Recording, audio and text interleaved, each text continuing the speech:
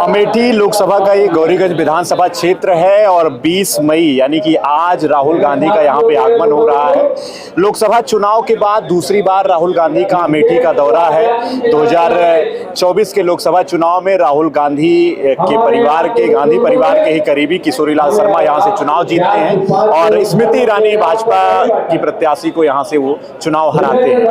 आज राहुल गांधी इस जनता के बीच में, अमेठी के लोगों के बीच में कार्यकर्ता सम्मेलन के रूप में पहुंच रहे हैं। हमारे साथ कांग्रेस के ही नेता एडवोकेट रवि शुक्ला जी हैं। कैसा उत्साह देखने को मिल रहा है, क्या कुछ आप बताना चाहते हैं? उत्साह आप देख ही रहे हैं, काफी समय से लोग इंतजार कर रहे हैं। 45 टेम्परेचर की जो धूप है उसमें अपने नेता को देखने के लिए, अपने नेता से मिलने के लिए और अपने नेता को सुनने के लिए अमेठी का जनमानस लगातार डटा है और डटा रहेगा। जैसे राहुल गांधी संसद भवन में डटे हैं और 4000 किलोमीटर यात्रा, भारत जोड़ो यात्रा की, उसी तरीके से अमेठी का एक कार्यकर्ता राहुल गांधी के साथ कंधा से कंधा मिलाकर, चाहे टेम्परेचर ऊपर जाए चाहे नीचे जाए, उन्हीं की तरह बिल्कुल चट्टान की तरह खड़ा रहेगा राहुल गांधी जी के साथ। और अमेठी का जनमानस खड़ा है।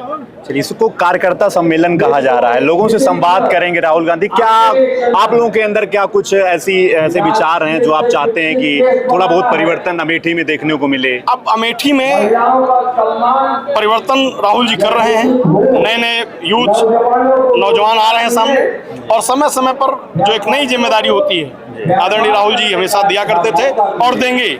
और जहां तक संवाद की बात है तो जो भी उनके संवाद करने का तरीका होगा, हम लोग तैयार हैं, अमेठी के लोग तैयार हैं। और रही बात, हम लोग राहुल गांधी जी से मिलने आए हैं और उनको सुनने आए हैं, उनको शुभकामनाएं देने आए हैं और उनको बल और संबल देने आए हैं कि 2029 में आप भारत के प्रधानमंत्री बनेंगे और कश्मीर से लेकर कन्याकुमारी तक, अटक से लेकर कटक तक अमेठी के लोग जहां आप चाहेंगे आपके साथ दाहिने खड़े मिले। कई राज्यों में परिवर्तन देखने को मिला। 5 विधानसभा सीटों का परिणाम आया।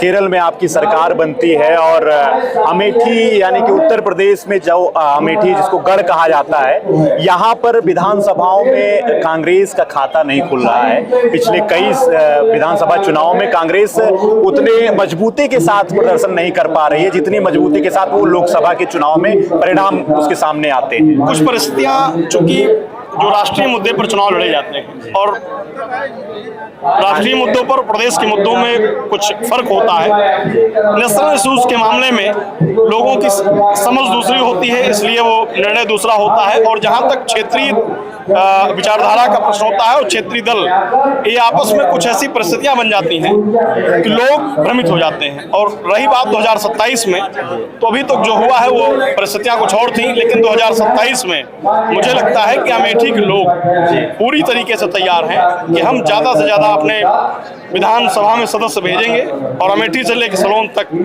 अमेठी के लोग तैयार हैं। परिस्थितियां पूर्व में चाहे जो रही हों, लेकिन भविष्य में अच्छा करने के लिए लोग तैयार हैं। चलिए, बहुत सारे जो स्थानीय मुद्दे हैं, जो अमेठी की समस्याएं हैं, इसको लेकर के राहुल गांधी जी से आप लोग क्या बातचीत करने वाले हैं? बिल्कुल कहेंगे कि जो अमेठी में विकास का रथ रुका था, उस रथ को आगे बढ़ाने का काम आदरणीय के शर्मा जी कर रहे हैं और आदरणीय के शर्मा जी को मजबूत करने का काम हमारे नेता करेंगे।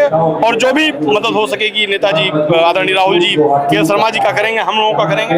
विकास का जो रथ रुका था, विकास की जो गति थी पिछले 5 सालों में जो रुकी थी, वो चल पड़ी है और 2 वर्षों से लगातार चल रही है। उसमें और गति देने का काम हमारे नेता करेंगे। चलिए, हमारे साथ रवि शुक्ला जी थे और हम लोग गौरीगंज के उसी स्थान से, उसी रैली से, उसी गांव ग्राम पंचायत मिसरौली से इस समय संवाद कर रहे थे। इनसे हम लोगों ने जानकारी ली कि असल में क्या कुछ मायने हैं, जिन मायनों को लेकर के आज राहुल गांधी यहाँ पे पहुंचे हैं और जनता से संवाद कर रहे हैं।